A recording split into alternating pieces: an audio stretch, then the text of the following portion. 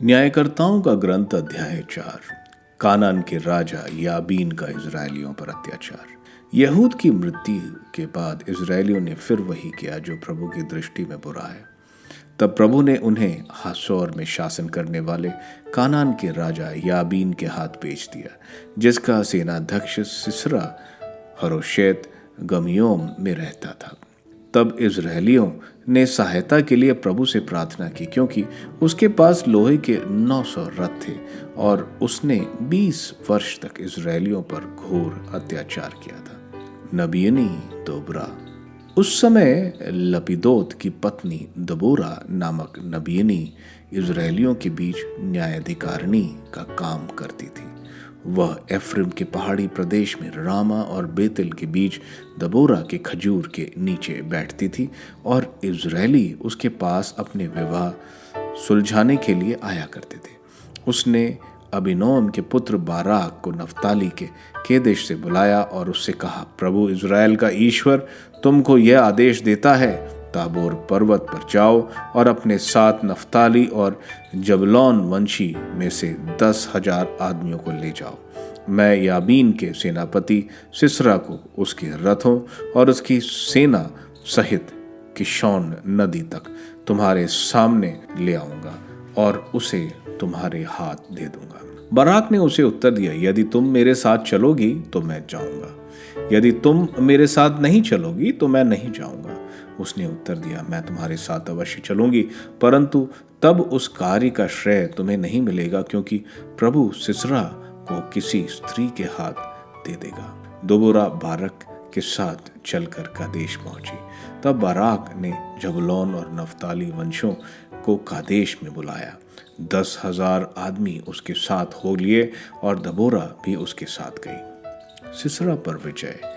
केनी जाति के हेबोर ने मूसा के ससुर होबाब के वंशजों से अलग होकर केदेश के समीप सनातीम के पास बलूत वृक्ष के निकट अपना तंबू लगाया था। सिसरा को समाचार मिला कि अबीनोम का पुत्र बाराक ताबोर पर्वत पर आ गया है।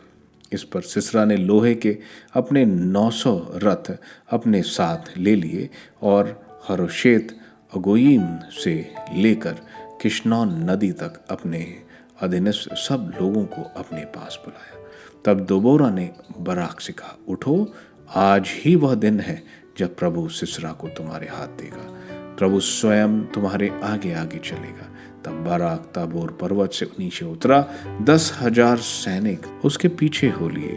प्रभु ने तलवार से बाराक के सामने सिसरा, उसके सब रथों, उसका संपूर्ण सेना को पराजित किया। सिसरा अपने रथ से उतरकर पैदल भाग चला। बाराक ने हरोशोत गरियोम तक रथों और सेना का पीछा किया। सिसरा की सारी सेना तलवार के घाट उतार दी गई, एक भी आदमी जीवित नहीं रहा। सिसरा की मृत्यु। सिसरा पैदल भागते भागते केनी जाति के हवेर की पत्नी याएल के डेरे पर आया। हसोर के राजा याबीन और केनी हेबेर के कुल के बीच संधि थी। याएल सिसरा से मिलने निकली और उससे बोली, महोदय, मेरे यहाँ आइए, मेरे घर आइए, डरिए नहीं। इस पर वह उसके यहाँ तंबू में चला गया और उसने उसे एक दरी से ढक दिया। तब उसने उससे कहा, थोड़ा पानी पिलाओ, मुझे प्यास लगी है। याएल ने दूध का कुप्पा खोलकर उसे पिलाया और उसे ढक दिया। सिसरा ने उससे यह भी कहा, तंबू के द्वार पर चली जाओ और यदि कोई आए और तुमसे पूछे कि कोई अंदर है तो कहना कि कोई नहीं। लेकिन हेबेर की पत्नी याएल हाथ में तंबू की खूंटी और हथौड़ा लेकर धीरे धीरे उसके पास गई और उस खूंटी को उसकी कनपटी पर रखकर ऐसा मारा कि वह धरती तक धंस गया। थकावट के मारे सिसरा गहरी नींद में पड़ा था और उसकी मृत्यु हो गई। जब सिसरा का पीछा करता हुआ बाराक वहां पहुंचा, तब याएल बाहर निकलकर उससे मिली और बोली, आइए, मैं आपको वह आदमी दिखलाती हूँ जिसे आप ढूंढ रहे हैं।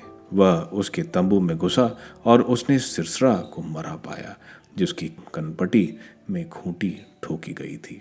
इस प्रकार उस दिन प्रभु ने कानान के राजा याबीन को इजरायलियों के सामने पराजित कर दिया।